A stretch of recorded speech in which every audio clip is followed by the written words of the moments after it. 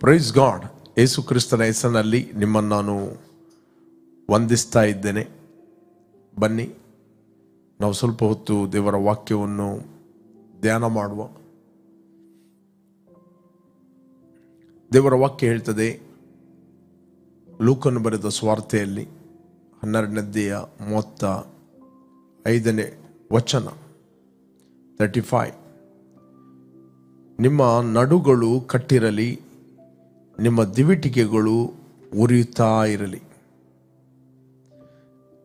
ನೀವಂತೂ ತಮ್ಮ ಯಜಮಾನನು ಬಂದು ತಟ್ಟಿದ ಕೂಡಲೇ ಕದವನ್ನು ತೆರೆಯುವುದಕ್ಕೆ ಸಿದ್ಧವಾಗಿತ್ತು. ಮದುವೆ ಊಟವನ್ನು ಯಾವಾಗ ತೀರಿಸಿಕೊಂಡು ಬರುವನೋ ಎಂದು ಅವನನ್ನು ಎದುರು ನೋಡುತ್ತಿರುವ ಮನುಷ್ಯರಂತಿರಿ. Praise God. ಇಲ್ಲಿ ಎರಡು ಸಂಗತಿಗಳು ಸ್ವಾಮಿ ನಮಗೆ ಹೇಳುತ್ತಾನೆ. 12:35 ವಚನ, ನಿಮ್ಮ ನಡುಗಳು ಕಟ್ಟಿರಲಿ, ನಿಮ್ಮ ನಡುಗಳು ಕಟ್ಟಿರಲಿ. ದಟ್ ಮೀನ್ಸ್ ನೀವು ಸ್ಥಿರವಾಗಿರಿ ಅಂತ. ಇನ್ನೊಂದು ವಚನ ನಾವು ನೋಡಲಿಕ್ಕೆ ಹೋದರೆ ನಮಗೆ ಸಿಗ್ತದೆ. ನಾವು ಫಸ್ಟ್ ಪೀಟರ್ 1:12 ಓದುವ. ಫಸ್ಟ್ ಪೀಟರ್ 1:13, ಆದ್ದರಿಂದ ನೀವು ಮನಸ್ಸಿನ ನಡುವನ್ನು ಕಟ್ಟಿಕೊಂಡು ಸ್ವಸ್ಥ ಚಿತ್ತರಾಗಿದ್ದು ಯೇಸು ಕ್ರಿಸ್ತನು ಪ್ರತ್ಯಕ್ಷನಾಗುವಾಗ ನಿಮಗೆ ದೊರಕುವ ಭಾಗ್ಯದ ಮೇಲೆ ನಿಮ್ಮ ನಿರೀಕ್ಷೆಯನ್ನು ಸಂಪೂರ್ಣವಾಗಿ ಇಡಿರಿ. ಇಲ್ಲಿ ದೇವರ ವಾಕ್ಯ ಹೇಳ್ತದೆ, ಫಸ್ಟ್ ಪೀಟರ್ 1:13, ಆದ್ದರಿಂದ ನೀವು ಮನಸ್ಸಿನ ನಡುವನ್ನು ಕಟ್ಟಿಕೊಂಡು. ಹೇಗೆ? ಒಂದು ಕಡೆಯಲ್ಲಿ ಹೇಳ್ತದೆ ನಿಮ್ಮ ನಡುಗಳನ್ನು ಕಟ್ಟಿಕೊಳ್ಳ್ರಿ, ಇನ್ನೊಂದು ಕಡೆಯಲ್ಲಿ ಹೇಳ್ತದೆ ಇಲ್ಲಿ ಪೇತ್ರನು ಹೇಳ್ತಾನೆ, ನಿಮ್ಮ ಮನಸ್ಸಿನ ನಡುವನ್ನು ಕಟ್ಟಿಕೊಂಡು ಸ್ವಸ್ಥ ಚಿತ್ತರಾಗಿದ್ದು ಯೇಸು ಕ್ರಿಸ್ತನು ಪ್ರತ್ಯಕ್ಷನಾಗುವಾಗ ನಿಮಗೆ ದೊರಕುವ ಭಾಗ್ಯದ ಮೇಲೆ ನಿಮ್ಮ ನಿರೀಕ್ಷೆಯನ್ನು ಸಂಪೂರ್ಣವಾಗಿ ಇಡಿರಿ. ಎಫೆಸರಿಗೆ ಬರೆದ ಪತ್ರಿಕೆಯಲ್ಲಿ ಹೇಳ್ತದೆ, ಸತ್ಯ ಎಂಬ ನಡುಕಟ್ಟನ್ನು ಕಟ್ಟಿರಿ. ಒಬ್ಬ ವ್ಯಕ್ತಿ ಯಾವುದೇ ಒಂದು ಕೆಲಸ ಮಾಡುವಾಗ ಒಂದು ವೇಳೆ ಅವನ ಶಾಲ್ ಹೆಗಲ್ನ ಮೇಲಿದ್ದರೆ ಇಮಿಡಿಯೇಟ್ಲಿ ನಾನು ಸಿದ್ಧವಾಗಿದ್ದೇನೆ ಅಂತ ಹೇಳಿಕೊಂಡು ಅವನು ಸೊಂಟಕ್ಕೆ ಕಟ್ಟುತ್ತಾನೆ. ನಿಮಗೆ ಗೊತ್ತು, that means I am ready ಅಂತ. ಒಂದು ವೇಳೆ ಈಸಿ ಚೇರಲ್ಲಿ ಶಾಲ್ ಹಾಕಿಕೊಂಡು ಕೂತ್ಕೊಂಡರೆ ಅಥವಾ ಕುರ್ಚಿಯಲ್ಲಿ ಆರಾಮಾಗಿ ಕೂತ್ಕೊಂಡ್ರೆ ಅಥವಾ ಇಮಿಡಿಯೇಟ್ಲಿ ಯಾವುದೇ ಕೆಲಸ ಬರುವಾಗ ಇಮಿಡಿಯೇಟ್ಲಿ ಅವನು ರೆಡಿ ಆಗಿದ್ದಾನೆ ಅಂತ ಹೇಳಿಕೊಂಡು ಇಮಿಡಿಯೇಟ್ಲಿ ಅವನು ಸೊಂಟಕ್ಕೆ ಕಟ್ಟಿಕೊಂಡು ಆ ನಡುವನ್ನು ಸಿದ್ಧವಾಗಿರ್ತಾನೆ. ಅದೇ ರೀತಿ ಇಲ್ಲಿ ಸ್ವಾಮಿ ಹೇಳುತ್ತಾನೆ, ನಿಮ್ಮ ನಡುಗಳನ್ನು ಕಟ್ಟಿರಿ. ಯಾವುದರಿಂದ ನಮ್ಮ ನಡುಗಳನ್ನು ಕಟ್ಟುವಂಥದ್ದು? Through the word of God. ಸತ್ಯ ನಿಮಗೆ ದೊರಕಿರುವ ಅದರಿಂದ ನೀವು ಮನಸ್ಸಿನ ನಡುವನ್ನು ಕಟ್ಟಿಕೊಂಡು ಸ್ವಸ್ಥಚಿತ್ತರಾಗಿದ್ದು ಯೇಸು ಕ್ರಿಸ್ತನ ಪ್ರತ್ಯಕ್ಷನಾಗುವಾಗ ನಿಮಗೆ ದೊರಕುವ ಭಾಗ್ಯದ ಮೇಲೆ ನಿಮ್ಮ ನಿರೀಕ್ಷೆಯನ್ನು ಸಂಪೂರ್ಣವಾಗಿ ಇಡ್ರಿ. ಸತ್ಯ ಎಂಬ ನಡುಕಟ್ಟನ್ನು ಕಟ್ಟಿರಿ. ಸತ್ಯ ಅಂತ ಹೇಳಿದ್ರೆ ದೇವರ ವಾಕ್ಯ, through the word of god. Next ಹೇಳ್ತದೆ, ನಿಮ್ಮ ದಿವಿಟಿಗೆಗಳು ಯಾವಾಗಲೂ ಉರಿಯುತ್ತಿರಲಿ. ದಟ್ ಮೀನ್ಸ್ ಮನುಷ್ಯನ ಆತ್ಮವು ಅದು ಯೆಹೋವನ ದೀಪವಾಗಿದೆ. ದಟ್ ಮೀನ್ಸ್ ನಾವು ಯಾವಾಗಲೂ ಸಿದ್ಧವಾಗಿರಬೇಕು, ಯಾವಾಗಲೂ ನಾವು ಉರಿಬೇಕು. ಯಾವಾಗ ನಿಮ್ಮ ಒಳಗೆ ಆ ಬೆಂಕಿ ಇರ್ತದೆ, ಯಾವಾಗ ನೀವು ಉರಿತೀರಿ, ಆಗ ನೀವು ಅನೇಕರನ್ನು ಉರಿಸ್ತೀರಿ. ಅದಕ್ಕೋಸ್ಕರ ಒಂದು ಕಡೆಯಲ್ಲಿ ಒಂದು ಸಭೆಗೆ ದೇವರ ಆತ್ಮನು ಹೇಳ್ತಾನೆ, ನೀನು ತಣ್ಣಗೂ ಅಲ್ಲ ಬೆಚ್ಚಗೂ ಅಲ್ಲ, ನಿನ್ನನ್ನು ನನ್ನ ಬಾಯಿಂದ ಕಾರಿ ಬಿಡುತ್ತೇನೆ. ದೇವರ ಆತ್ಮನೊಂದು ಸಭೆಗೆ ಹೇಳುವಂಥದ್ದು, ನೀನು ತಣ್ಣಗೂ ಅಲ್ಲ ಬೆಚ್ಚಗೂ ಅಲ್ಲ. ನೀನು ತಣ್ಣಗಿಲ್ಲದ್ರೆ ಬೆಚ್ಚಗಾಗಿದ್ರೆ ಒಳ್ಳೆಯದಿತ್ತು, ನೀನು ಉಗುರು ಬೆಚ್ಚ ಅಂತ ಹೇಳ್ತಾನೆ. ಕ್ರಿಸ್ತಿಯ ಜೀವಿತದಲ್ಲಿ ನಾವು ಯಾವಾಗಲೂ ಉರಿಬೇಕು. ಓಕೆ, ಹೇಗೆ ನಾವು ಉರಿಯುವಂಥದ್ದು? ಎರಡು ಸಂಗತಿಗಳು, ಪ್ರೀತಿ ಮತ್ತು ಸತ್ಯ. The love and truth. ಪ್ರೀತಿ ಸತ್ಯತೆಗಳು ನಿನ್ನನ್ನು ಬಿಡದಿರಲಿ. ಸತ್ಯ ಅಂತ ಹೇಳಿದರೆ ದೇವರ ವಾಕ್ಯ. ಯೇಸು ಸ್ವಾಮಿ ಕೊನೆಯಲ್ಲಿ ಪ್ರಾರ್ಥನೆ ಮಾಡಿದ, ತಂದೆ ಇವರನ್ನು ಸತ್ಯದಿಂದ ನೀನು ಪ್ರತಿಷ್ಠೆಪಡಿಸು, ನಿನ್ನ ವಾಕ್ಯವೇ ಸತ್ಯ. 17ನೇ ಅಧ್ಯಾಯ 17ನೇ ವಚನ ಯೋಹಾನ ಸುವಾರ್ತೆಯಲ್ಲಿ. 17 ಚಾಪ್ಟರ್ 17 ವರ್ಸ್ ಹೇಳ್ತದೆ, ತಂದೆ ಇವರನ್ನು ನೀನು ಸತ್ಯದಲ್ಲಿ ಪ್ರತಿಷ್ಠೆಪಡಿಸು, ನಿನ್ನ ವಾಕ್ಯವೇ ಸತ್ಯಸಿ, ಇವರನ್ನು ಸತ್ಯದಲ್ಲಿ ಸೇರಿಸಿ ಪ್ರತಿಷ್ಠೆಪಡಿಸು, ನಿನ್ನ ವಾಕ್ಯವೇ ಸತ್ಯವು. Sanctify them by your truth, your word is a truth. ಅದಕ್ಕೆ ಸತ್ಯ ಎಂಬ ನಡುಕಟ್ಟನ್ನು ಕಟ್ಟಿರಿ. ಅಂದರೆ ದೇವರ ವಾಕ್ಯವನ್ನು ನೀವು ಏನು ಹಿಡಿದಿದ್ದೀರಿ ಅದರಲ್ಲಿ ದೃಢವಾಗಿ ನಿಲ್ಲಿ ಮತ್ತು ಉರಿಯಿರಿ ಅಂತ ಬೈಬಲ್ ಹೇಳ್ತದೆ. ಏನು ನೀವು ದೇವರ ವಾಕ್ಯವನ್ನು ಹೊಂದಿದ್ದೀರಿ ಅದನ್ನು ಬಿಟ್ಟುಕೊಡ್ಬೇಡ್ರಿ. ಓಕೆ, ಪರಿಸ್ಥಿತಿಗಳು ಬರುವಾಗ ಅದನ್ನು ಬಿಟ್ಟುಕೊಡ್ಬೇಡ್ರಿ, ಅದರಲ್ಲಿ ಗಟ್ಟಿಯಾಗಿ ನಿಲ್ಲಿರಿ. ಅಪೊಸ್ತಲ ಪೌಲ ಹೇಳುತ್ತಾನೆ ಇನ್ನೊಂದು ಕಡೆಯಲ್ಲಿ 2 ತಿಮೋಥಿ 1 ಚಾಪ್ಟರ್ 13 ವರ್ಸಲ್ಲಿ ನೋಡಲಿಕ್ಕೆ ಹೋದರೆ ನಮಗೆ ಸಿಗ್ತದೆ. 2 ತಿಮೋಥಿ, ನೀನು ಕ್ರಿಸ್ತ ಯೇಸುವಿನಲ್ಲಿ ನಂಬಿಕೆಯು ಪ್ರೀತಿ ಉಳ್ಳವನಾಗಿ ನನ್ನಿಂದ ಕೇಳಿದ ಸ್ವಸ್ಥ ಬೋಧನಾ ವಾಕ್ಯಗಳನ್ನು ಮಾದರಿ ಮಾಡಿಕೊಂಡು ಅನುಸರಿಸು. ನೀನು ಕ್ರಿಸ್ತ ಯೇಸುವಿನಲ್ಲಿ ನಂಬಿಕೆಯು ಪ್ರೀತಿಯುಳ್ಳವನಾಗಿ ನನ್ನಿಂದ ಕೇಳಿದ ಸ್ವಸ್ಥ ಬೋಧನಾ ವಾಕ್ಯಗಳನ್ನು ಮಾದರಿ ಮಾಡಿಕೊಂಡು ಅನುಸರಿಸು. ನೆಕ್ಸ್ಟ್, ನಿನ್ನ ವಶಕ್ಕೆ ಕೊಡಲ್ಪಟ್ಟಿರುವುದನ್ನು ಶ್ರೇಷ್ಠವೆಂದು ತಿಳಿದು, ನಿನ್ನ ಒಳಗೆ ಏನು ಆ ವಾಕ್ಯ ಇದೆ, ನೀನು ಏನು ಆ ವಾಕ್ಯವನ್ನು ಹೊಂದಿದಿ ಅದನ್ನು ಶ್ರೇಷ್ಠವೆಂದು ತಿಳಿ, ಅದನ್ನು ಶ್ರೇಷ್ಠವೆಂದು ತಿಳಿ. ದ ವರ್ಡ್ ಆಫ್ ಗಾಡ್, ನೀನು ನಿನ್ನ ಒಳಗಿರುವ ದೇವರ ವಾಕ್ಯದೊಟ್ಟಿಗೆ ನೀನು ಏನು ಯಾವುದನ್ನು ಕಂಪೇರ್ ಮಾಡಲಿಕ್ಕೆ ಆಗುವುದಿಲ್ಲ. ಜ್ಞಾನವನ್ನು ಶ್ರೇಷ್ಠವೆಂದು ತಿಳಿದರೆ, ನೀನು ತಿಳಿದುಕೊಂಡರೆ ಅದು ನಿನ್ನನ್ನು ಉನ್ನತಿಗೆ ತರುವುದು. ಇಲ್ಲಿ ವಾಕ್ಯದ ಬಗ್ಗೆ ಮಾತಾಡುವಂಥದ್ದು, ಇಲ್ಲಿ ಜ್ಞಾನೋಕ್ತಿಯಲ್ಲಿ ಆ ವಾಕ್ಯವನ್ನು ಜ್ಞಾನ ಅಂತ ಬರೆಯುವಂಥದ್ದು ಮಾತಾಡುವಂಥದ್ದು. ದೇವರ ವಾಕ್ಯವೇ ಯೇಸು ಕ್ರಿಸ್ತನಾಗಿದ್ದಾನೆ. ಯೇಸು ಕ್ರಿಸ್ತನು ನಮಗೆ ದೇವರ ಕಡೆಯಿಂದ ಜ್ಞಾನ, ನೀತಿ, ಶುದ್ಧೀಕರಣ, ವಿಮೋಚನೆಗಳಿಗೆ ಕಾರಣ. ಅದು ಓಕೆ, ನಿನ್ನ ವಶಕ್ಕೆ ಕೊಡಲ್ಪಟ್ಟಿರುವುದನ್ನು ಶ್ರೇಷ್ಠವೆಂದು ತಿಳಿದು ನಮ್ಮಲ್ಲಿ ವಾಸವಾಗಿರುವ, ಜಸ್ಟ್ ಮೆಡಿಟೇಟ್ ದ್ಯಾಟ್, ನಿನ್ನ ಒಳಗೆ ವಾಸವಾಡ್ತಾ ಇದ್ದಾನೆ ಪವಿತ್ರಾತ್ಮನು. ನಮ್ಮಲ್ಲಿ ವಾಸವಾಗಿರುವ ಪವಿತ್ರಾತ್ಮನ ಮೂಲಕ ಅದನ್ನು ಕಾಪಾಡು. That good thing which was committed to you keep by the Holy Spirit who dwells in you, dwells in us. ಅದನ್ನು ಕಾಪಾಡು. ಪ್ರಿಯರೇ, ಎಂಥ ಪರಿಸ್ಥಿತಿಗಳು ಬಂದರೂ ನಮ್ಮ ಒಳಗೆ ನಾವು ಆ ವಾಕ್ಯವನ್ನು ಕಾಪಾಡಿದಾಗ ಮಾತ್ರ ನಮ್ಮ ದಿವಿಟಿಗೆಗಳು ಉರಿಯುತ್ತವೆ. ನಿನ್ನ ವಶಕ್ಕೆ ಕೊಡಲ್ಪಟ್ಟಿರುವುದನ್ನು ಅದನ್ನು ಕಾಪಾಡು, ಅದನ್ನು ಬಿಟ್ಟು ಬಿಡಬೇಡ. ಕೊನೆಯ ಕಾಲದಲ್ಲಿ ಬರುವಂಥದ್ದು ದ ಗ್ರೇಟ್ ಸಂಗತಿ ಏನಂತ ಹೇಳಿದ್ರೆ ಡಿಸೆಪ್ಷನ್. ಡಿಸೆಪ್ಷನ್, ದ ಮೋಸ. ಸೈತಾನ ಕೆಲಸ ಏನಂತ ಹೇಳಿದರೆ ನಿಮ್ಮ ಒಳಗಿರುವ ವಾಕ್ಯವನ್ನು ಹೇಗಾದರೂ ಮಾಡಿ ಕದ್ದುಕೊಂಡು ಹೋಗುವಂಥದ್ದು, ಕದ್ದುಕೊಂಡು ಹೋಗುವಂಥದ್ದು. ಅದಕ್ಕೆ ಅಪೊಸ್ತಲ ಪೌಲ ಹೇಳ್ತಾನೆ, ಅದನ್ನು ಕಾಪಾಡು, ಅದನ್ನು ಬಿಟ್ಟುಕೊಡಬೇಡ, ಕದ್ದುಕೊಂಡು ಹೋಗ್ಲಿಕ್ಕೆ ಬಿಡಬೇಡ. ನೀವು ದೇವರ ವಾಕ್ಯವನ್ನು ಕಾಪಾಡಿದರೆ ದೇವರು ನಿಮ್ಮನ್ನು ಕಾಪಾಡುತ್ತಾನೆ.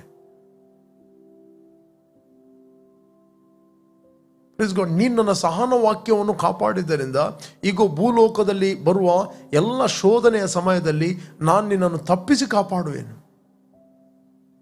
ನಾನು ತಪ್ಪಿಸಿ ಕಾಪಾಡುವೆನು. ನಿಮಗೆ ಗೊತ್ತಾ, ಸೆಕೆಂಡ್ ವರ್ಲ್ಡ್ ವಾರ್ ಆಗುತ್ತಿರುವಾಗ ನಾನೊಂದು ಟೆಸ್ಟ್ ಮನಿ ಕೇಳಿದ್ದೆ. ಸೆಕೆಂಡ್ ವರ್ಲ್ಡ್ ವಾರ್ ಆಗುವಾಗ ಜಪಾನಿನವರು UK ಮೇಲೆ ಬಾಂಬ್ ಹಾಕ್ತಾ ಇದ್ದರು. ನಾವು ನೋಡ್ತೇವೆ, ಬಾಂಬ್ ಬರುತ್ತಿರುವಾಗ ಸಡನ್ಲಿ ಸೈರನ್ ಬರುತ್ತಿತ್ತು. ಅಲ್ಲಿ ಮನೆಗಳು ಏನಿದ್ದಂತ ಹೇಳಿದ್ರೆ ನೆಟ್ಟಗೆ ಉದ್ದ ಮನೆಗಳಿದ್ದವು ಸೈಡಲ್ಲಿ. ಸೈರನ್ ಬರುತ್ತಿರುವಾಗ ಅಲ್ಲಿ ಬಂಕರ್ಗಳಿದ್ದವು ಪ್ರೊಟೆಕ್ಷನ್. ಜನರು ಆ ಸೈರನ್ ಬರುತ್ತಿರುವಾಗ ಓಡಿ ಹೋಗಿ ಬಂಕರ್ನ ಒಳಗೆ ಹೋಗಿ ಕೂತ್ಕೊಳ್ತಿದ್ದರು. ಆದರೆ ಒಂದು ಅಜ್ಜಿ ಅಲ್ಲಿ ಎಷ್ಟೋ ದಿನದಿಂದ ಆ ಬಂಕರಿಗೆ ಬರಲೇ ಇಲ್ಲ. ಎಲ್ಲರೂ ಅನ್ನಿಸ್ತರು ಈ ಅಜ್ಜಿ ಸತ್ತು ಹೋಗಿದ್ದಾರೆ ಅಂತ. ಯಾಕಂದ್ರೆ ಅಲ್ಲೆಲ್ಲಿ ಯಾವಾಗಲೂ ಬಾಂಬ್ಗಳು ಬೀಳ್ತಾ ಇದ್ದವು. ನಿಮಗೆ ಗೊತ್ತು, ಜಪಾನ್, ವರ್ಲ್ಡ್ ವಾರ್, UK ಮತ್ತು ನಾವು ನೋಡ್ತೇವೆ ನೆಕ್ಸ್ಟ್ ಜಪಾನ್ ತಂಡ ಇತ್ತು 2 ಬಾಂಬ್ ಬಿದ್ದಾಗ. ಹಿರೋಶಿಮಾ ಮತ್ತು ನಾಗಸಾಕಿ ಎರಡು, ಅದಕ್ಕಿಂತ ಮುಂಚೆ ಇದೆಲ್ಲ ವಾರ್ ನಡೀತಾ ಇತ್ತು. ಸುಮಾರು ದಿನ ನಂತರ ಅಜ್ಜಿ ಜೀವಂತವಾಗಿದ್ದಾರೆ. ಅಜ್ಜಿ, ನೀವು ಸೈರನ್ ಆಗುವಾಗ ಯಾಕೆ ಆ ಬಂಕರ್ನ ಒಳಗೆ ನೀನು ಬರಲಿಲ್ಲ? ಅದಕ್ಕೆ ಹೇಳಿದರು, ನಿಮಗೆ ಒಳ್ಳೆ ನಿದ್ರೆ ಬಂತ ಅಂತ ಕೇಳಿದರು ಅವರೆಲ್ಲ. ಇಷ್ಟೆಲ್ಲ ಭಯ ವಾತಾವರಣ ಏನೇನೋ ಆಗ್ತಾ ಇದೆ, ನಿಮಗೆ ನಿದ್ರೆ ಬಂತ ಅಂತ ಕೇಳಿದರು ಅನೇಕರು. ಅದಕ್ಕೆ ಅವರು ಹೇಳಿದರು, ಇಸ್ರಾಯೇಲರನ್ನು ಕಾಯುವಾತನು ತೂಕಡಿಸುವುದಿಲ್ಲ, ನಿದ್ರಿಸುವುದಿಲ್ಲ. ರೈಟ್? ನಾವು ಇಬ್ಬರು ಯಾಕೆ ಎಚ್ಚರವಾಗಿರುವುದು? ರೈಟ್? ಇಬ್ಬರು ಎಚ್ಚರವಾಗಿದ್ದು ಅವನು ನಿದ್ರೆ ಮಾಡೋದಿಲ್ಲ, ಅವನು ಕಾಯ್ತಾ ಇದ್ದಾನೆ. ಅದಕ್ಕೋಸ್ಕರ ನಾನು ಸುಮ್ಮನೆ ಮಲಗಿದೆ. ಆ ಒಂದು ಅಜ್ಜಿಗೆ ಅಷ್ಟೊಂದು ಟ್ರಸ್ಟ್ ದೇವರ ಮೇಲೆ. ಪ್ರಿಯರೇ, ಫಿಯರ್ ಏನು ಮಾಡ್ತಾ ಅಂತ ಹೇಳಿದ್ರೆ ನಿದ್ರೆ ಬರಲಿಕ್ಕೆ ಬಿಡುವುದಿಲ್ಲ. ಕೆಲವರಿಗೆ ಎಷ್ಟೋ ರಾತ್ರಿ ನಿದ್ರೆ ಇಲ್ಲುವುದಿಲ್ಲ. ಒನ್ಸ್ ಫಿಯರ್ ಕಮ್ಸ್, ಭಯ ಕಮ್ಸ್. ಹಾಗೆ ಸಿಂಪಲ್ ಆಗಿ ಮಾತಾಡಿದ್ರು, ಇಷ್ಟೇ ಹೇಳಿದರು, ಇಬ್ಬರು ನಾವು ಎಚ್ಚರವಾಗಿರೋದು ಬೇಡ. ಯಾಕಂದರೆ ಅವನು ಮಲಗಿದರೆ ನಾನು ಎಚ್ಚರ ಆಗಿರಬೇಕು. ಅವನು ಯಾವಾಗಲೂ ಎಚ್ಚರವಾಗಿರ್ತಾನೆ. ಇದೆಯಾ ಬೈಬಲಲ್ಲಿ 121, ರೈಟ್? ಕೀರ್ತನೆ 121 ನಾವು ಓದುವ 121 4ನೇ ವಚನ. ಇಗೋ, ಇಸ್ರಾಯೇಲರನ್ನು ಕಾಯುವಾತನು ತೂಕಡಿಸುವುದಿಲ್ಲ, ನಿದ್ರಿಸುವುದಿಲ್ಲ. ನಾನು ನಿಮ್ಗೆ ಎನ್ಕರೇಜ್ ಮಾಡ್ತೇನೆ, ಯಾರು ನೀವು ಇಸ್ರಾಯೇಲ್ನಿಂದ ವೀಕ್ಷಿಸ್ತಾ ಇದ್ದೀರಿ, ನಿಮ್ಮನ್ನು ಕಾಯುವಾತನು ತೂಕಡಿಸುವುದಿಲ್ಲ, ನಿದ್ರಿಸುವುದಿಲ್ಲ. ಆತನು ಯಾವಾಗಲೂ ನಿಮ್ಮನ್ನು ಕಾಯಲು ಎಚ್ಚರವಾಗಿದ್ದಾನೆ. Praise God. This is the word of God. This is the word of God. ಇದೇ ವಾಕ್ಯವನ್ನು ಸೆಕೆಂಡ್ ವರ್ಲ್ಡ್ ವಾರ್ನಲ್ಲಿ ಈ ಅಜ್ಜಿ ನಂಬಿದರು. ಕಡೆಗೆ ಫಲಿತಾಂಶ ಏನಾಯ್ತು ಗೊತ್ತಾ? ಆಕೆಯ ಸೈಡಲ್ಲಿದ್ದ ಎಲ್ಲ ಬಿಲ್ಡಿಂಗ್ಗಳು ಬಾಂಬ್ಗಳಲ್ಲಿ ಡಿಸ್ಟ್ರಾಯ್ ಆದವು. ಈಚೆ ಸೈಡಲ್ಲಿ ಎಲ್ಲ ಲೈನಲ್ಲಿ ಬಾಂಬ್ಗಳಲ್ಲಿ ಡಿಸ್ಟ್ರಾಯ್ ಆದವು. ಈಕೆಯ ಒಂದು ಮಾತ್ರ ಮನೆ ಏನಾಗಲಿಲ್ಲ. ಪ್ರಿಯರೇ, ದೇವರ ವಾಕ್ಯ ಎಷ್ಟೊಂದು ಸತ್ಯ. ಕೀರ್ತನೆ 91 ಹೇಳ್ತದೆ, ನಿನ್ನ ಮಗ್ಗುಲಲ್ಲಿ 1000 ಜನರು, ನಿನ್ನ ಬಲಗಡೆಯಲ್ಲಿ 10,000 ಜನರು ಸತ್ತು ಬಿದ್ದರೂ ನಿನಗೇನು ಆಗೋದಿಲ್ಲ. ಇದೆಯಾ? ಬೇಕಾದರೆ 121 ಕೀರ್ತನೆ 5ನೇ ನಾನು ಕಂಪ್ಲೀಟ್ ಮಾಡ್ತೇನೆ. ನಿನ್ನನ್ನು ಕಾಯುವವನು ಯೆಹೋವನೇ, ನಿನ್ನ ಬಲಗಡೆಯಲ್ಲಿ ನೆರಳಿನಂತೆ ನಿಂತಿರುವ ಆತನು ಯೆಹೋವನೇ. The Lord is your keeper, the Lord is your shade on your right hand, the side not carrying a shield. Praise God. ನಿನ್ನನ್ನು ಕಾಯುವವನು ಯೆಹೋವನೇ, ನಿನ್ನ ಬಲಗಡೆಯಲ್ಲಿ ನೆರಳಿನಂತೆ ನಿಂತಿರುವ ಆತನು ಯೆಹೋವನೇ. ಓಕೆ, 91ನೇ ಕೀರ್ತನೆಯಲ್ಲಿ ನಾವು ನೋಡಲಿಕ್ಕೆ ಹೋದರೆ ಸಿಗ್ತದೆ. 91ನೇ ಕೀರ್ತನೆ 3ನೇ ವಚನ, 3, 4, 5 ಓದಿದರೆ ಜಸ್ಟ್ ನಾನು ಓದ್ತೇನೆ. ನಿನ್ನನ್ನು ಬೇಟೆಗಾರನ ಬಲೆಯಿಂದಲೂ ಮರಣಕರ ವ್ಯಾಧಿಯಿಂದಲೂ ತಪ್ಪಿಸುವನು ಆತನೇ. ಓಕೆ, ಆತನು ನಿನ್ನನ್ನು ತನ್ನ ರೆಕ್ಕೆಗಳಿಂದ ಒದಗಿಸುವನು, ತನ್ನ ಪಕ್ಕೆಗಳ ಮರೆಯನ್ನು ಆಶ್ರಯಿಸಿಕೊಳ್ಳುವಿ. ಆತನ ಸತ್ಯತೆಯೇ ನಿನಗೆ ಕೇಡಿಯ ಉಗ್ರಣೆ. ಸತ್ಯತೆ ಅಂದರೆ ಏನು? The word of god in your spirit. ದೇವರ ವಾಕ್ಯ ನಿನ್ನ ಆತ್ಮದಲ್ಲಿ ಇರುವಂಥದ್ದು, ದಟ್ ಮೀನ್ಸ್ ರೆವಲೇಷನ್. ಅದು ನಿನಗೆ ಕೇಡಿಯವು ಗುರಾಣಿಯಾಗಿ ನಿಲ್ತದೆ. ನ್ಯಾಚುರಲ್ ಐರನ್ ಡೂಮ್ಗಿಂತ ದೊಡ್ಡ ಗುರಾಣಿ ದೇವರ ಗುರಾಣಿ ಆಗಿದೆ. Please god. ಆತನ ತನ್ನ ರೆಕ್ಕೆಗಳಿಂದ ಒದಗಿಸುವನು, ಆತನ ಪಕ್ಕೆಗಳ ಮರೆಯನ್ನು ಆಶ್ರಯಿಸಿಕೊಳ್ಳಿ. ಆತನ ಸತ್ಯತೆ ನಿನಗೆ ಕೇಡಿಯವು ಗುರಾಣಿಯೂ ಆಗಿದೆ. ನೆಕ್ಸ್ಟ್, ಈರುಳಲ್ಲಿ ಭಯ ಹುಟ್ಟಿಸುವ ಯಾವುದಕ್ಕೂ, ಹಗಲಲ್ಲಿ ಯಾರಿ ಬರುವ ಬಾಣಕ್ಕೂ, ಕತ್ತಲೆಯಲ್ಲಿ ಸಂಚರಿಸುವ ವಿಪತ್ತಿಗೂ, ಹಾನಿಕರವಾದ ಮಧ್ಯಾಹ್ನದ ಕೇಡಿಗೂ ಅಂಜ ಕಾರಣವಿಲ್ಲ. ನಿನ್ನ ಮಗ್ಗುಲಲ್ಲಿ 1000 ಜನರು, ನಿನ್ನ ಬಲಗಡೆಯಲ್ಲಿ 10,000 ಜನರು ಸತ್ತು ಬಿದ್ದರೂ ನಿನಗೇನು ತಟ್ಟದು. ಪ್ರಿಯರೇ, ಈ ವಚನ ಯಾವಾಗ ಬರೆದದ್ದು, ಆ ಸೀಸನಲ್ಲಿ ಇಮಿಡಿಯೇಟ್ಲಿ ಒಂದು 10,000 ಜನರು ಸಾಯ್ತಿರ್ಲಿಲ್ಲ ಬಲಗಡೆಯಲ್ಲಿ. ಈಗ ಬಾಂಬ್ ಬಿದ್ದರೆ ಸಾಯ್ತಾರೆ. ಆಗ ಅಂಥ ಪವರ್ಫುಲ್ ವೆಪನ್ಗಳು ಇರಲಿಲ್ಲ. ಈ ಕೀರ್ತನೆ 91 ಬರೆಯುವಾಗ, ರೈಟ್? ನಿನ್ನ ಮಗ್ಗುಲಲ್ಲಿ 1000 ಜನರು, ನಿನ್ನ ಬಲಗಡೆಯಲ್ಲಿ 10,000 ಜನರು ಸತ್ತು ಬಿದ್ದರು, ನಿನಗೇನು ತಟ್ಟದು. ಪ್ರೇರೆ, ದೇವರ ವಾಕ್ಯ ಹೇಳ್ತೀನಿ, ನಿಮ್ಮ ನಡುಗಳು ಯಾವಾಗಲೂ ಕಟ್ಟಿರಲಿ, ನಿಮ್ಮ ದಿವಿಟಿಗೆಗಳು ಯಾವಾಗಲೂ ಉರಿಯಲಿ. That through the word of God. ಪ್ರೇರೆ, ನಮಗೆ ಆಧಾರ ದೇವರಾಗಿದ್ದಾನೆ. ಗಾಡ್, ನೀವು ಬಹು ದಿವಸ ಬದುಕಲು ದೇವರು ಹೇಳ್ತೇನೆ, ನಾನೇ ಆಧಾರ. ಯಾವ ಡಾಕ್ಟರ್ ಅಲ್ಲ, ಯಾವುದೇ ಮೆಡಿಸಿನ್ ಅಲ್ಲ, ಯಾವುದೇ ಮನುಷ್ಯ ಅಲ್ಲ. ನಾವು ಬದುಕಲಿಕ್ಕೆ ಆಧಾರ ದೇವರು. ಡಿಟ್ರಾನಮಿ 30:21 ಹೇಳ್ತದೆ. ಡಿಟ್ರಾನಮಿ ಧರ್ಮೋಪದೇಶ ಕಾಂಡ 30ನೇ ವಚನ. ಓಕೆ, 20ನೇ ವಚನ ನಾನು ಓದ್ತೇನೆ. 30ನೇ ವಚನ. ನಿಮ್ಮ ದೇವರಾದ ಯೆಹೋವನನ್ನು ಪ್ರೀತಿಸಿ ಆತನ ಮಾತಿಗೆ ವಿಧೇಯರಾಗಿರಿ, ಆತನನ್ನೇ ಹೊಂದಿಕೊಂಡಿರಿ, ಅಂದರೆ ಆತನನ್ನೇ ಡಿಪೆಂಡ್ ಆಗಿರಿ. ನಿಮ್ಮ ಸೈನ್ಯ ಬಲದ ಮೇಲೆ, ಮನುಷ್ಯ ರಥ ಬಲದ ಮೇಲೆ, ಬೈಬಲ್ ಕೆಲವು ರಥ ಬಲದ ಮೇಲೆ, ಸೈನ್ಯದ ಮೇಲೆ ನಂಬಿಕೆ ಇಡುತ್ತೆ. ನಾವು ಯೆಹೋವನನ್ನು ಆಶ್ರಯಿಸಿಕೊಂಡಿದ್ದೇವೆ.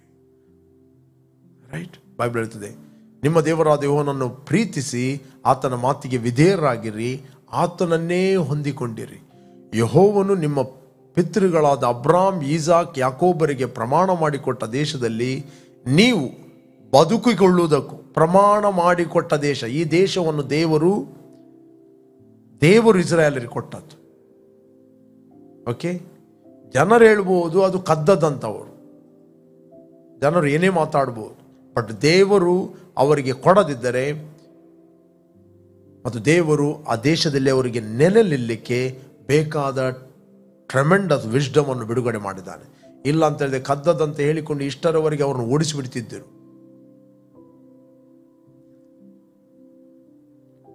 ಇಸ್ರಾಯೇಲ್ ದೇಶ ಸುಮಾರು 8 ಸರಿ ಯುದ್ಧದಲ್ಲಿ 8 ಸರಿ ಕೂಡ ಅವರೇ ವಿನ್ ಆಗಿದ್ದಾರೆ. ನಾವು ನೋಡ್ತೇವೆ, 8 ಸರಿ ಅವರಲ್ಲಿ 1948ರಿಂದ ಅವರ ಹತ್ರ ಅವರಾಗಿ ಯುದ್ಧಕ್ಕೆ ಹೋದದಲ್ಲ, ಅವರಿಗೆ ಯುದ್ಧಕ್ಕೆ ಬರುವಾಗ ವಿನ್ ಆದದ್ದು ಅವರೇ. ಫಸ್ಟ್ ಸ್ಟಾರ್ಟ್ ಆಗುವಾಗಲೇ 7 ದೇಶಗಳು ಅವರಿಗೆ ವಿರುದ್ಧವಾಗಿ ಯುದ್ಧಕ್ಕೆ ಬಂದವು. 7 ದೇಶಗಳಿಗೆ ವಿರುದ್ಧವಾಗಿ ಅವರು ಯುದ್ಧ ವಿನ್ ಆದರು. ನಾವು ನೋಡ್ತೇವೆ, ಇಸ್ರಾಯೇಲ್ ಜನರು ಐಗುಪ್ತ ದೇಶದಲ್ಲಿ 430 ವರ್ಷ ದಾಸತ್ವದಲ್ಲಿದ್ದು ದೇವರು ಯೆಹೋಶುವನ ಮೂಲಕ ಆ 7 ದೇಶಗಳನ್ನು ಅವರಿಗೆ ದೇವರು ಸ್ವಾಧೀನ ಮಾಡಿಕೊಟ್ಟ. ನಾವು ನೋಡ್ತೇವೆ, ಚಿಕ್ಕ ಚಿಕ್ಕ ದೇಶಗಳು, ಕಾನಾನ್, ಯೆಹೋಶುವನ ಮೂಲಕ ದೇವರು ಸ್ವಾಧೀನ ಮಾಡಿಕೊಟ್ಟ. ನೋಡುವರ ದೃಷ್ಟಿಗೆ ಅದು ಅವರವರಿಂದ ಕದ್ದದ್ದು ಅಂತ, ಬಟ್ ದೇವರು ಅವರಿಗೆ ಸ್ವಾಧೀನ ಮಾಡಿಕೊಟ್ಟ. ಯಾಕೆ? ಇಸ್ರಾಯೇಲ್ ಜನರು ಯಾವಾಗ ಅವರು ದೇವರಿಗೆ ಅವಿಧೇಯರಾದರು, ದೇವರೊಂದು ಮಾತು ಹೇಳಿದ. ನಾವು ನೋಡ್ಲಿಕ್ಕೆ ಹೋದ್ರೆ ನಮಗೆ ಸಿಗ್ತದೆ. ಮೊನ್ನೆ ನಾನು ಮಾತಾಡಿದ್ದೆ, ನಾನು 2 ಸ್ಕ್ರಿಪ್ಚರ್ ತೋರಿಸ್ತೇನೆ. ನಂಬರ್ 1, 28ನೇ ಧರ್ಮೋಪದೇಶ ಕಾಂಡ 65ನೇ ವಚನ. ಯೇಸು ಸ್ವಾಮಿ ಶಿಲುಬೆಗೆ ಹೋಗುವಾಗ ಅವರೊಂದು ಮಾತು ಹೇಳಿದ್ರು, ಈ ರಕ್ತ ಅಪರಾಧವು ನಮ್ಮ ಮೇಲೂ ನಮ್ಮ ಮಕ್ಕಳ ಮೇಲೂ ಬರಲಿ ಅಂತ. ಆ ದೇಶದಲ್ಲಿ ನಿಮಗೆ ಯಾವ ವಿಶ್ರಾಂತಿ ದೊರೆಯುವುದಿಲ್ಲ, ಸ್ವಲ್ಪ ಹೊತ್ತು ಅಂಗಲಾಡಿ ಹಿಡಿಯುವುದಕ್ಕೂ ಸ್ಥಳ ಸಿಗುವುದಿಲ್ಲ. ನೀವು ನಡುಗುವ ಹೃದಯವುಳ್ಳವರಾಗಿ, ದಿಕ್ಕು ತೋರದೆ ಕೆಂಗೆಟ್ಟವರಾಗಿ, ಮನಗುಂದಿದವರಾಗಿ ಇರುವಂತೆ ಯೆಹೋವನು ಮಾಡುವನು. ಇಲ್ಲಿ 64ನೇ ವಚನದಿಂದ ಓದಿ ನಿಮಗೆ ಸಿಗ್ತದೆ. ಭೂಮಂಡಲದ ಚತುರ್ದಿಕ್ಕುಗಳಲ್ಲಿರುವ ಎಲ್ಲ ಜನಾಂಗಗಳಲ್ಲಿ ಯೆಹೋವನು ನಿಮ್ಮನ್ನು ಚದುರಿಸುವನು. ಕ್ರಿಸ್ತಶಕ 70ರಲ್ಲಿ ಇಡೀ ಪ್ರಪಂಚಕ್ಕೆ ಅವರು ಚದುರಿಸಲ್ಪಟ್ಟರು. ಅಲ್ಲಿ ನಿಮಗಾದರೂ ನಿಮ್ಮ ಪಿತೃಗಳಿಗಾದರೂ ಗೊತ್ತಿಲ್ಲದ ಮರದ ದೇವರುಗಳನ್ನು, ಕಲ್ಲಿನ ದೇವರುಗಳನ್ನು ಪೂಜಿಸುವಿರಿ. ಓಕೆ, ಆ ದೇಶಗಳಲ್ಲಿ ನಿಮಗೆ ಯಾವ ವಿಶ್ರಾಂತಿ ದೊರೆಯುವುದಿಲ್ಲ, ಸ್ವಲ್ಪ ಹೊತ್ತು ಅಂಗಾಲ್ ಇಡುವುದಕ್ಕೂ ಸ್ಥಳ ಸಿಗುವುದಿಲ್ಲ. ನೀವು ನಡುಗುವ ಹೃದಯವುಳ್ಳವರಾಗಿ, ದಿಕ್ಕು ತೋರದೆ ಕೆಂಗಟ್ಟವರಾಗಿ, ಮನಗುಂದಿದವರಾಗಿಯೂ ಇರುವಂತೆ ಯೆಹೋವನು ಮಾಡುವನು. ನೆಕ್ಸ್ಟ್, ಬದುಕುವೆವೋ ಇಲ್ಲವೋ ಎಂಬುದಾಗಿ ಅನುಮಾನಪಟ್ಟು ನೀವು ಹಗಲಿರುಳು ಪ್ರಾಣ ಭಯದಲ್ಲಿರುವಿರಿ. ಪ್ರಾಣದ ಮೇಲಿನ ನಂಬಿಕೆಯನ್ನು ಬಿಟ್ಟು ಬಿಡುವಿರಿ. ಮನಸ್ಸಿನಲ್ಲಿ ಯಾವಾಗಲೂ ಪ್ರಾಣ ಭಯವಿರುವುದರಿಂದಲೂ, ಕಣ್ಣಿನಿಂದ ಭಯಂಕರವಾದ ಸಂಗತಿಗಳನ್ನು ನೋಡುವುದರಿಂದಲೂ ನೀವು ಹೊತ್ತಾರೆಯಲ್ಲಿ ಅಯ್ಯೋ ಅಯ್ಯೋ ಸಾಯಂಕಾಲ ಯಾವಾಗ ಬರುವುದು ಎಂದು, ಸಾಯಂಕಾಲದಲ್ಲಿ ಅಯ್ಯೋ ಅಯ್ಯೋ ಮರುದಿನ ಯಾವಾಗ ಬರುವುದು ಎಂದು ಹೇಳುವಿರಿ. ನೀವು ಐಗುಪ್ತ ದೇಶವನ್ನು ತಿರುಗಿ ಎಂದಿಗೂ ನೋಡುವುದಿಲ್ಲವೆಂದು ಯೆಹೋವನು ಹೇಳಿದರೂ ಆತನು ನಿಮ್ಮನ್ನು ಹಡಗುಗಳನ್ನೇರಿಸಿ ಅಲ್ಲಿಗೆ ತಿರುಗಿ ಹೋಗ ಮಾಡುವನು. ಅಲ್ಲಿ ನೀವು ಶತ್ರುಗಳಿಗೆ ನಿಮ್ಮನ್ನು ದಾಸದಾಸಿಯರನ್ನಾಗಿ ಮಾರಿಕೊಳ್ಳಬೇಕೆಂದು ಅಪೇಕ್ಷಿಸಿದರೂ ಯಾರು ನಿಮ್ಮನ್ನು ಕೊಂಡುಕೊಳ್ಳುವುದಿಲ್ಲ. ಇದು ಕ್ರಿಸ್ತಶಕ 70ರಲ್ಲಿ ಅವರಿಗೆ ನಡೆಯಿತು, ನಾವು ನೋಡ್ತೇವೆ. ಬಟ್ ಈ ದೇಶವನ್ನು ದೇವರು ಪ್ರೀತಿ ಮಾಡಿದ್ದಾನೆ. ಜೆರೆಮಯ 31:10 ನಾವು ಓದಲಿಕ್ಕೆ ಹೋದ ನಮಗೆ ಸಿಗ್ತದೆ. ಯೆರೆಮೀಯನ ಗ್ರಂಥ 31:10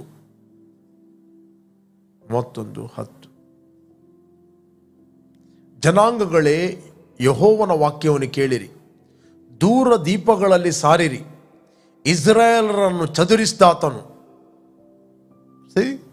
ಇಸ್ರಾಯೇಲರನ್ನು ಚದುರಿಸಿದಾತನು ಕುರುಬನು ಮಂದೆಯನ್ನು ಕಾಯುವ ಕುರುಬನಂತೆ ಅವರನ್ನು ಕೂಡಿಸಿ ಕಾಪಾಡುವನೆಂದು ಪ್ರಕಟಿಸಿರಿ. ಯೆಹೋವನು ಯಾಕೋಬರನ್ನು ವಿಮೋಚಿಸ್ತಾನಲ್ಲ, ಅವರಿಗಿಂತ ಬಲಿಷ್ಠರ ಕೈಯಿಂದ ಅವರನ್ನು ಬಿಡಿಸ್ತಾನಷ್ಟೇ.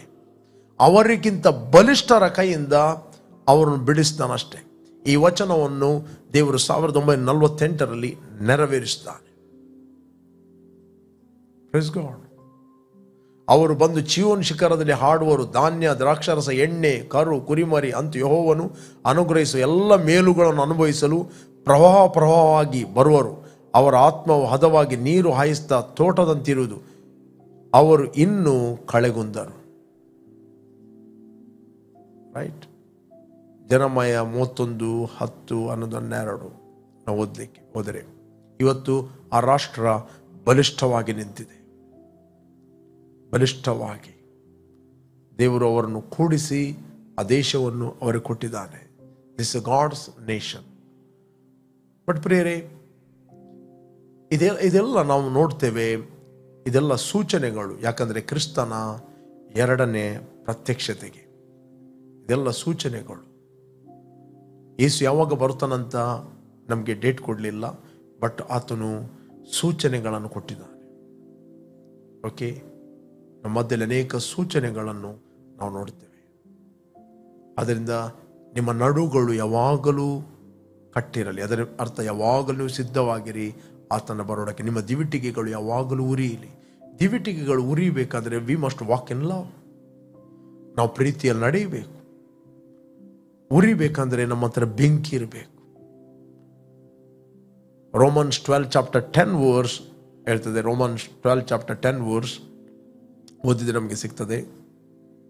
ರೋಮಾಪುರದ ಬರೆದ ಪತ್ರಿಕೆ 12:10-11 ಕ್ರೈಸ್ತ ಸಹೋದರರು ಅಣ್ಣ ತಮ್ಮಂದಿರೆಂದು ಒಬ್ಬರನ್ನೊಬ್ಬರು ಪ್ರೀತಿಸಿರಿ, ಮಾನ ಮರ್ಯಾದೆಯನ್ನು ತೋರಿಸುವುದರಲ್ಲಿ ಒಬ್ಬರಿಗಿಂತ ಒಬ್ಬರು ಮುಂದಾಗಿರಿ. ಮಾನ ಮರ್ಯಾದೆಯನ್ನು ತೆಗೆಯುವುದರಲ್ಲಿ ಅಲ್ಲ, ಮಾನ ಮತ್ತು ಮರ್ಯಾದೆಯನ್ನು ತೋರಿಸುವುದರಲ್ಲಿ ಬೇಕಾದರೆ ಕಾಂಪಿಟೇಷನ್ ಮಾಡಿ. ಒಬ್ಬರಿಗಿಂತ ಒಬ್ಬರು ಮುಂದಾಗಿರಿ. ಮಾನ ಮರ್ಯಾದೆಯನ್ನು ತೆಗೆಯುವುದರಲ್ಲಿ ಒಬ್ಬರಿಗಿಂತ ಒಬ್ಬರು ಮುಂದಾಗುವುದಲ್ಲ. ನಾವು ಬಾರ್ನ್ ಅಗೇನ್ ಆದ ವಿಶ್ವಾಸಿಗಳು. We are born of God. Okay, ಒಬ್ಬರಿಗಿಂತ ಒಬ್ಬರು ಮುಂದಾಗಿರಿ. ನೆಕ್ಸ್ಟ್, ಜಾಗ್ರತೆ ಬೇಕಾದಲ್ಲಿ ಆಲಸ್ಯವಾಗಿರದೆ ಆಸಕ್ತಿ ಚಿತ್ತರಾಗಿದ್ದು ಕರ್ತನ ಸೇವೆ ಮಾಡುವರಾಗಿರಿ. ಇಂಗ್ಲಿಷ್ ಅದೇ. ಇನ್ನೊಂದು ಕಿಂಗ್ ಜೇಮ್ಸ್ ವರ್ಷನಲ್ಲಿ ಹೇಳ್ತದೆ, ಆತ್ಮದಲ್ಲಿ ಬೆಂಕಿಯುಳ್ಳವರಾಗಿ ಸೇವೆ ಮಾಡ್ರಿ ಬೇಕು. ಓಕೆ, ಇಲ್ಲಿ ಈ BS ಹೇಳ್ತದೆ, ಜಾಗ್ರತೆ ಬೇಕಾದಲ್ಲಿ ಆಲಸ್ಯವಾಗಿರದೆ ಆಸಕ್ತ ಚಿತ್ತರಾಗಿದ್ದು ಕರ್ತನ ಸೇವೆ ಮಾಡುವರ. ಯಾವಾಗ ನಾವು ಪ್ರೀತಿಯಲ್ಲಿ ನಡೆಯುತ್ತೇವೆ, ಯಾವಾಗಲೂ ನಾವು ಆತ್ಮದಲ್ಲಿ ಉರಿತೇವೆ. We are burning and shining. ಅದಕ್ಕೋಸ್ಕರ ಬೈಬಲ್ ಹೇಳ್ತದೆ, ನಿಮ್ಮ ನಡುಗಳು ಯಾವಾಗಲೂ ಕಟ್ಟಿರಲಿ, ನಿಮ್ಮ ದಿವಿಟಿಗೆಗಳು ಯಾವಾಗಲೂ ಉರಿತಿರಲಿ. ಸಡನ್ಲಿ ಆಗಿ ಗಲಿಬಿಲಿಗೊಳ್ಬೇಡ್ರಿ. ಯಾವಾಗಲೂ ಆತ್ಮದಲ್ಲಿ ಉರಿಯಿರಿ. Prevent in the spirit. Okay, ಅದರ ಕನ್ನಡದಲ್ಲಿ ಹೇಳ್ತದೆ, ಆತ್ಮದಲ್ಲಿ ಬೆಂಕಿಯುಳ್ಳವರಾಗಿ ಸೇವೆ ಮಾಡಿರಿ. Okay okay let's pray. ನಾವು ಪ್ರಾರ್ಥನೆ ಮಾಡುವ. ನೀವು ಯಾರು ಫಸ್ಟ್ ಟೈಮ್ ವೀಕ್ಷಿಸ್ತಾ ಇದ್ದೀರಿ, ಯೇಸುವನ್ನು ರಕ್ಷಕನ ಒಡೆಯನೆಂದು ನೀವು ಅಂಗೀಕಾರ ಮಾಡದಿದ್ದರೆ, this the right time. Call Jesus in your heart. Will pray for you. ನಿಮಗೋಸ್ಕರ ನಾನು ಪ್ರಾರ್ಥನೆ ಮಾಡ್ತೇನೆ. Thank you Lord. Thank you father. ಭೂಮಿ ಆಕಾಶಗಳನ್ನು ಉಂಟು ಮಾಡಿದ ಸರ್ವಶಕ್ತನಾದ ನನ್ನ ತಂದೆ ಯೇಸುವಿನ ನಾಮದಲ್ಲಿ ನಾವು ನಿನ್ನ ಸನ್ನಿಧಾನದಲ್ಲಿದ್ದೇವೆ. ನೀನು ಸುರಿಸಿದ ರಕ್ತದ ಮೂಲಕ ನಮ್ಮ ಅಪರಾಧಗಳು ಪರಿಹಾರವಾಗಿ ನಮಗೆ ಬಿಡುಗಡೆ ಆಯಿತು. Thank you Lord. ನೀನೇ ನಮ್ಮ ಕರ್ತನ, ನಿಮ್ಮ ಒಡೆಯನೆಂದು ನಾವು ಘೋಷಿಸ್ತಾ ಇದ್ದೇವೆ. Thank you Lord for the glory. Thank you Lord for the anointing of God. ತಂದೆ, ಯಾರೆಲ್ಲ ವೀಕ್ಷಿಸ್ತಾ ಇದ್ದರು ಅವರ ನಡುಗಳು ಯಾವಾಗಲೂ ಕಟ್ಟಿರಲಿ, ಅವರು ಹೊಂದಿದ ಸತ್ಯದಲ್ಲಿ ಯಾವಾಗಲೂ ದೃಢವಾಗಿ ನಿಲ್ಲಲಿ, ಯಾವಾಗಲೂ ನಿನಗೋಸ್ಕರ ಉರಿಯಲಿ ಮತ್ತು ಎಲ್ಲರನ್ನು ಪ್ರೀತಿಸುವಂತೆ, ಮಾನ ಮರ್ಯಾದೆಯನ್ನು ತೋರಿಸಿದಲ್ಲಿ ಒಬ್ಬರಿಗಿಂತ ಒಬ್ಬರು ಮುಂದಾಗುವಂತೆ ನಿನ್ನ ಆತ್ಮನ ಮೂಲಕ ನೀನು ನಡೆಸಬೇಕಾಗಿ ನಾವು ಪ್ರಾರ್ಥಿಸ್ತಾ ಇದ್ದೇವೆ. I bless each and every one of god in Jesus name. Amen, amen, amen.